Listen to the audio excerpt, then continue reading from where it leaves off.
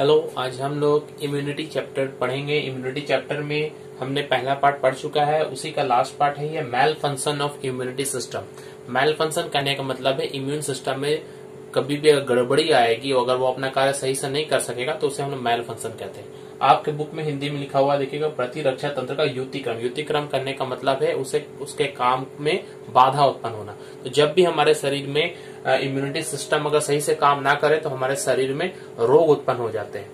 मगर अगर ये ज्यादा एक्टिव हाइपर सेंसिटिव हो जाए, एक वर्ड आएगा आपके पास में, याद करेंगे, सेंसिटिव। जब भी हमारा इम्यून सिस्टम किसी खास एंटीजन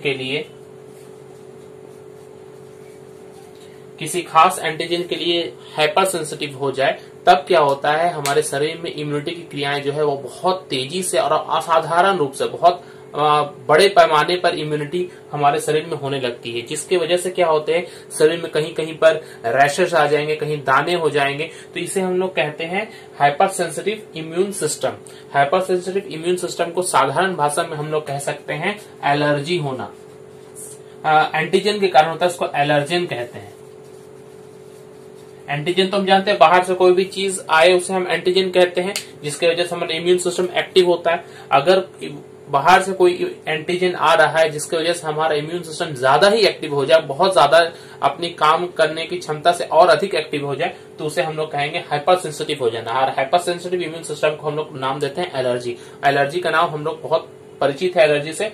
एलर्जी जिस वजह से होता है, जिस बाहर के जीवाणुओं या किसी भी पदार्थ की वजह से होता है, उसे हम एलर्जन कहते हैं। अब ये एलर्जन क्या क्या हो सकता है, जैसे कि कोई धूल कण या जो हम दवा खाते, कभी कभी कोई व्यक्ति को दिखेगा कोई दवा सूट नहीं करती है, वो दवा खाने से नॉर्मल व्यक्ति के लिए ठीक है, मगर कुछ व्यक्तियों के लिए ये दवा इस तरह का साइड इफेक्ट, जिसको हम लोग कहते हैं, वो साइड इफेक्ट कर देती है, तो उसे ही हम लोग कहते हैं एलर्जन।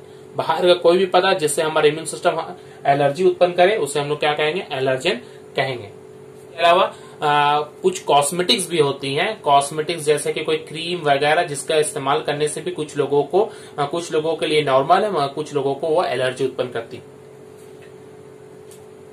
हम कुछ रोग और वो किस रोगाणुओं से होते हैं उनके बारे में हम लोग पढ़ेंगे। रोग यानी कि डिजीज। डिजीज क्या है, जब भी हमारे शरीर में इम्यूनिटी और कार्य नहीं कर पाता है सही से, तो बाहर से जो जीवाणु आते हैं वो प्रवेश करने के बाद में हमारे बॉडी में अलग अलग तरह की बीमारियां पैदा करते हैं। तो सबसे पहले एक कॉमन बीमारी जो हम जानते हैं, डायरिया। डायरिया क्या है, डायरिया जो है हम जानते हैं उसका लक्षण जो है दस्त होना, उल्टी और डिहाइड्रेशन। इस तरह का जो लक्षण होता है, ये खास करके ज्यादातर देखा जाता है डायरिया किस जगहों पे होती है, जैसे अगर आप ट्रेवल कर रहे हैं कहीं पर एक स्थान से दूसरे स्थान, तो इधर के गंदे पानी या गंदे भोजन का सेवन करने से हमें हमारे पेट में गड़बड़ी होती है और हमें डायरिया हो जाता है। और बच्चों में जो होता है, ये खास करके रोटा वायरस नाम का एक वायरस होता है, ये वायरस से होने वाली बीमारी है, कुछ बैक्टीरिया से भी होती है। उपचार क्या है, क्योंकि इस तरह के सिम्टम्स जो होते हैं, दस्त उल्टी, इसके कारण क्या होता है, शरीर का जो जल होता है वो ज्यादा परिमाण में बाहर निकल जाता है, शरीर में पानी की कमी होने लगती है, डिहाइड्रेशन जिसे हम बोलते हैं, पानी की कमी का होना। तो पानी की कमी होना, तो ज्यादा से ज्यादा हमें पानी पीना चाहिए। तो पानी का सेवन करने के लिए साथ ही साथ कुछ घुलित नमक इलेक्ट्रोलाइट्स के रूप में भी हमें इस्तेमाल करना चाहिए। तो ओआरएस जिसे हम कहते हैं, ओरल रिहाइड्रेशन सॉल्ट, जो आवश्यक लवण जो हमारे बॉडी में है वो हमें मिल पाएंगे।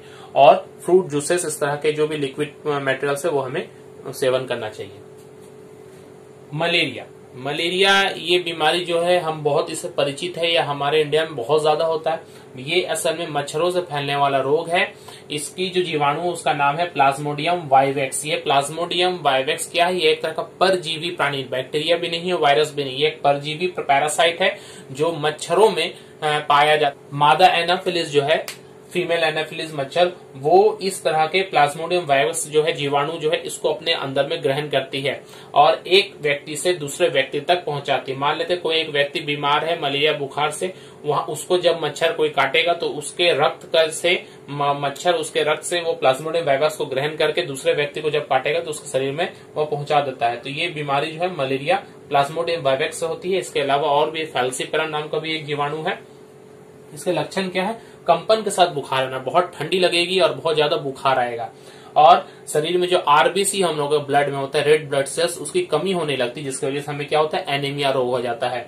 इसका उपचार सबसे पहले क्लोरोक्विन के द्वारा किया गया था। क्लोरोक्विन क्या है, ये हम लोगों ने पढ़ा है, सिंकोना की जो पेड़ होता है, सिंकोना पेड़ की छाल से ये क्लोरोक्विन प्राप्त होता है। डेंगू ये भी मच्छर के द्वारा होने वाला रोग है। मगर फर्क क्या है कि ये जो होता है ये वायरस से होता है और ये मैंने देखा पैरासाइट से होता है। इसका जो वायरस और डेंगू का वायरस वो कौन सा मच्छर लेके वहन करते हैं? एडिस मच्छर। ये भी एडिस, यहाँ पर एनाफेलिस, दोनों में अंतर समझेंगे। एडिस मच्छर, इस बुखार को हड्डी तोड़ बुखार भी कहते हैं क्योंकि इसमें बहुत तेज बुखार होता है, जोड़ों में दर्द होता है, तो जोड़ों में दर्द होने की वजह से इसे हड्डी तोड़ बुखार कहा जाता है। इस डेंगू के बुखार में आप याद रखेंगे कि हम आपके जो शरीर में जो हमारे प्लेटलेट्स होते हैं जो हमें उनकी कमी होने लगती है, बहुत ज्यादा कमी होने लगती है, तो उससे वापस हमें प्लेटलेट्स, इसका असल उपचार क्या है? इसको बाहर से प्लेटलेट्स की संख्या हमारे शरीर में बढ़ाई जाती है। और ये 3 चीज जो आपने देखा, पपाया लीव्स, पपीते का जो पत्ता होता है उसका जूस बनाकर व्यक्ति को दिया जाता है जिससे डेंगू होता है, जिसकी वजह से प्लेटलेट्स बहुत तेजी से बढ़ेंगे। गॉट मिल्क, बकरी का दूध भी, और कीवी एक फ्रूट होता है, वो फ्रूट भी इसमें बहुत महत्वपूर्ण है। और विटामिन सी जितना ज्यादा से ज्यादा लेते हैं उतना फायदेमंद होता है डेंगू में।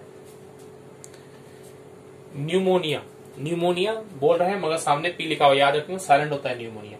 निमोनिया ये बीमारी जो है, ये बीमारी असल में हमारे सांस की बीमारी इसे कह सकते हैं। हमारे फेफड़ों में तरल भर जाता है जिसकी वजह से उस फेफड़ों के अंदर में जो हवा है वो नहीं जा पाती है, ऑक्सीजन नहीं मिल पाता है और हमें सांस लेने में डिफिकल्टी होगी और हमारी मृत्यु भी हो सकती है। निमोनिया जो है ये जिस रोगाणु से होता है उससे हम लोग कहते हैं ये बैक्टीरिया है। इस बैक्टीरिया का नाम क्या है? Streptococcus pneumoniae. और इसका उपचार क्या है? इसका उपचार हम लोग जानते हैं पेनिसिलिन नामक एंटीबायोटिक से होती है। सबसे पहला एंटीबायोटिक जो है पेनिसिलिन है, जो अलेक्जेंडर फ्लेमिंग ने बनाया था, याद रखेंगे इसे। पेनिसिलिन ये एक फंगस, पेनिसिलियम एक कवक होता, पौधा होता, उससे ये प्राप्त होता है। ट्यूबरकुलोसिस या टीबी रोग, टीबी रोग, ये रोग में क्या होता है? व्यक्ति ज्यादा खांसता है और खांसते खांसते उसमें कभी कभी ब्लीडिंग भी हो जाती है।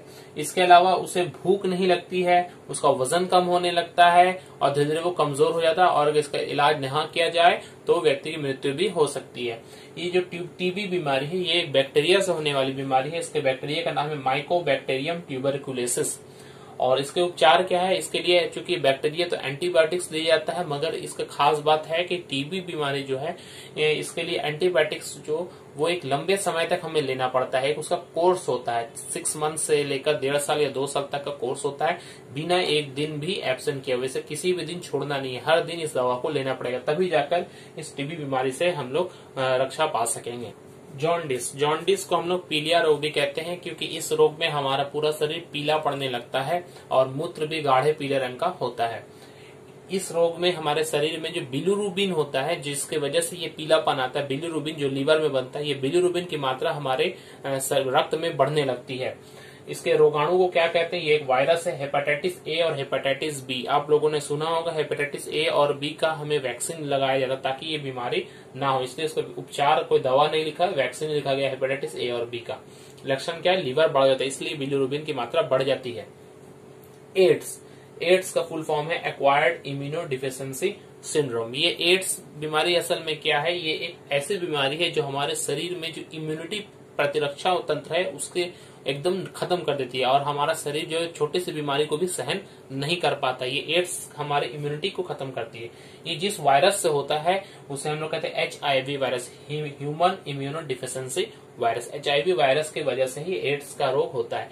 अब ये रोग फैलता है कैसे है? ये एक व्यक्ति से दूसरे व्यक्ति में अनैतिक यौन संबंध से फैलता है, या अगर कोई एक मरीज है एड्स का, उसमें जो इस्तेमाल किया गया इंजेक्शन होता है, अगर उसे फिर दूसरे व्यक्ति को इस्तेमाल किया जाए तो वो इस तरह से भी फैल सकता है। इसके अलावा ब्लड ट्रांसफ्यूजन को भी द्वारा एक व्यक्ति का जो रोगी है उसके शरीर से अगर हम ब्लड लेकर दूसरे व्यक्ति को चढ़ा दे बिना जांच किए हुए तो उसे भी वायरस का खतरा बढ़ सकता है, एड्स के वायरस का।